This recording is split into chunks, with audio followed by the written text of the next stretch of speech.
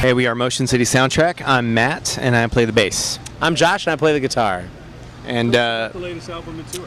yeah, the latest album is called Go. We released it last year, and we're still touring on it. And we're currently writing a lot of new songs. We got a lot of new things going right now, and we're hoping to be recording here as soon as possible. If not already, we have already started, sort of. So now, what is it about the band that makes it tick? What gravitated you guys to form this together and be a unit? I think that we all love playing music, and we're looking for people that were like-minded, and it kind of took us a while to find each other. We'd already started the band sort of and stumbled into each other, and then we found like-minded people that really were into the kind of thing we were doing, and that's kind of how we became what we are. We're looking for people that are dedicated to making music, and it means something more than just playing an instrument. Yeah, Josh started the band with Justin, our singer, back in the late 90s, and they kind of got that thing going. And then I entered the picture in 2002, and I was actually a fan of the band because my old band had toured with them briefly. And then I heard the first record we put out in 2002, 2003, I Am the Movie. I actually heard that before it was on Epitaph.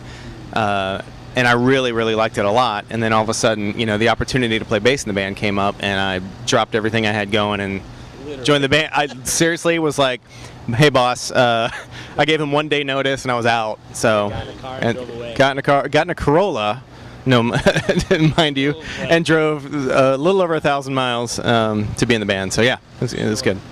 Well, it's all about perseverance and sticking with what you believe in. Obviously, too many people today coming up still think it's glamorous and it's all money and fame, or it happens fast. But you got to do it for the love of it.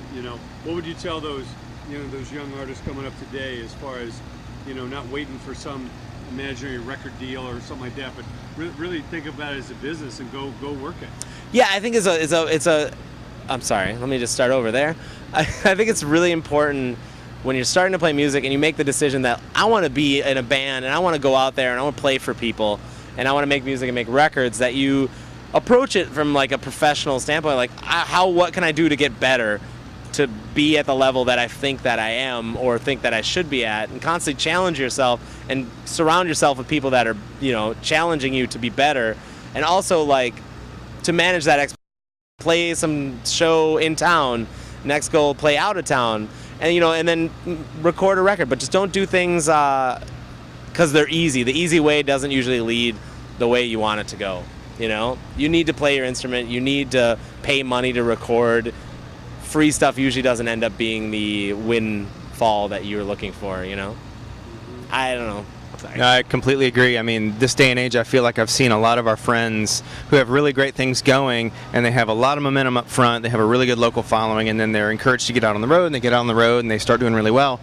But if in a year and a half, 2 years, they don't, it doesn't blow up for them, they get discouraged, and then they break up, and then they're gone, I feel like, a lot of people do get lucky with the internet, and they blow up really fast, and things get out of control, but I feel like a lot of people now just expect things to happen, and they're not willing to get in the van and stay there for years until it really starts to take traction.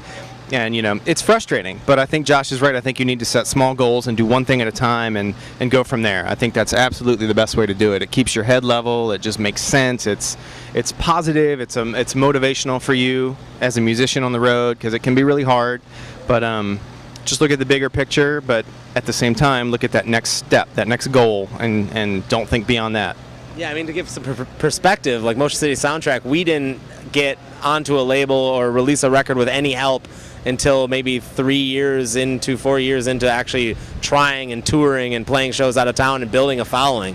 It's not like some bands get lucky. Some people, you're just great and someone luckily likes it and then you just fall into that moment. But that doesn't happen that often, and you really, if you're doing something good, people will notice.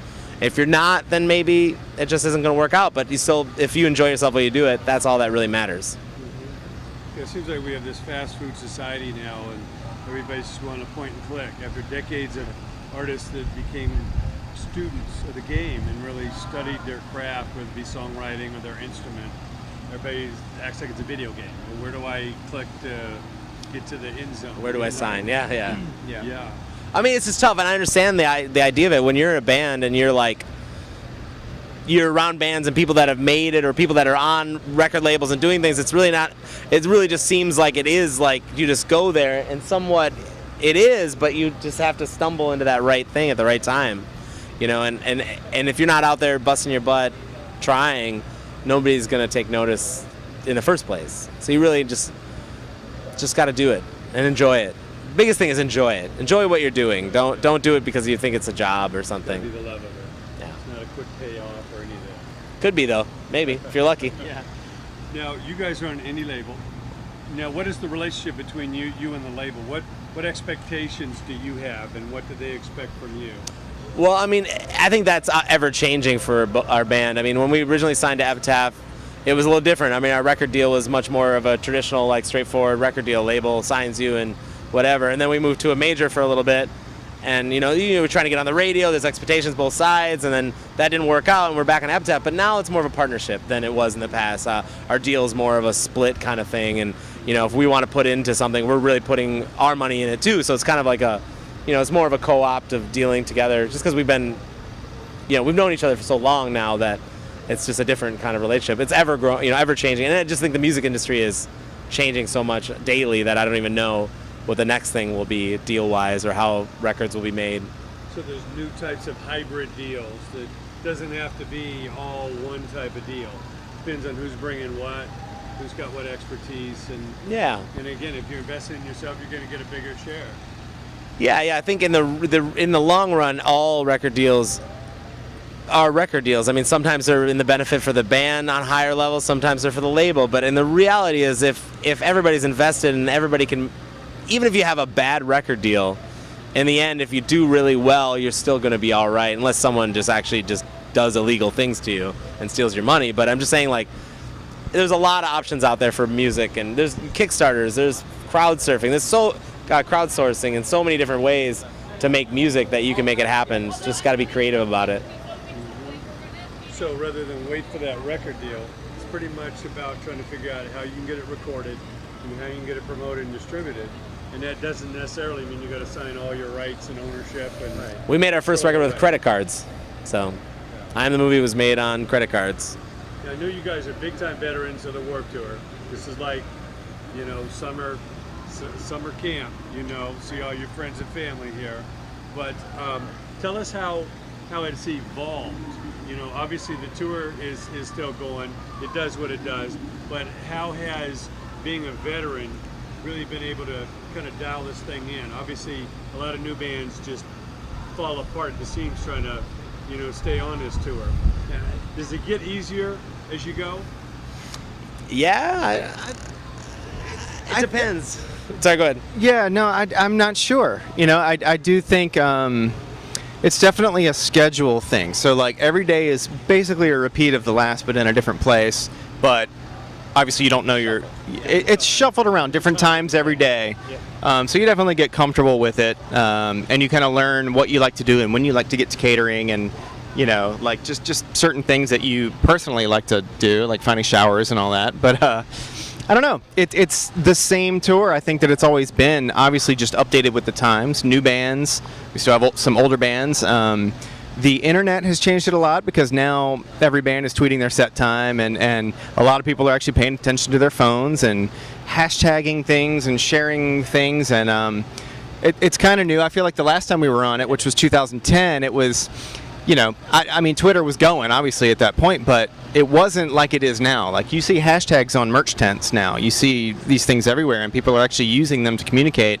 So that's something that we are actually finally getting comfortable with now. You know, we're finally learning how to use these social things, so it's really interesting. But yeah, our first time here, we had to run around the whole thing, put posters up after we found out our set time to tell everybody when we were playing, and, like, really promote that, like, by hand, because there was really no other way to get that information out there. Yeah. Couldn't even, I mean, you could try to update your website, but even that would have been, like, tough, you know, and nobody would look at it, because the first few times, smartphones weren't really the thing, you know? Right. People had flip phones, yeah. Promoting the time than putting your show on. Sure, yeah, I mean, it was a lot more hard. I mean, we're lucky at this point because we can afford things like our bus and things, and to be on the tour. When you're in a van on this thing, it's a whole other level, and it's just so many different levels of how this tour is for bands, and our current situation is pretty comfortable. I would not complain about it compared to what other people might have to go through. But it's a fun tour on whatever level. It just can be a lot of driving. Well, let's break it down a little bit to the songwriting, because it's a release of energy. It's a lot of fun. It's a big party, but those that really are remembered years from now, it's the songs. What advice would you give to the young songwriters today, to find their own style or really, write the classics? I think it's really important to write what you really love, and hopefully that is something that will come across timeless and not like some sort of fad or whatever you're trying to do. But I think it's just important to do what you love in your songwriting and really have some reason you're writing that song, not be like, I want to write a song that sounds like this song. That, more like, I really love the way these chords sound together and I love, let's make something work, or whatever it is, whatever. It could be your gut, it could be, some other song you've heard in the past that you don't realize you're stealing from. I mean, whatever it is, write what you love. Yeah, no, I completely agree with all of that. I say, let the classics be the classics, and don't imitate the classics to try and have some sort of hit. I mean, it might be big for a second, it may not, but write what you do, and people are gonna, grab onto that if they feel like it's real and they connect with it, and then hopefully, down the line, in your legacy, in your musical legacy, you'll have this song that you're really proud of and that your fans love, and that kind of crossed over to other people and just said something. Just don't overthink it and don't try to imitate other things. Really, just do what you do. Take chances. Yeah, absolutely. What makes you you. Yeah, sure. Yeah, experiment, get weird. Yeah.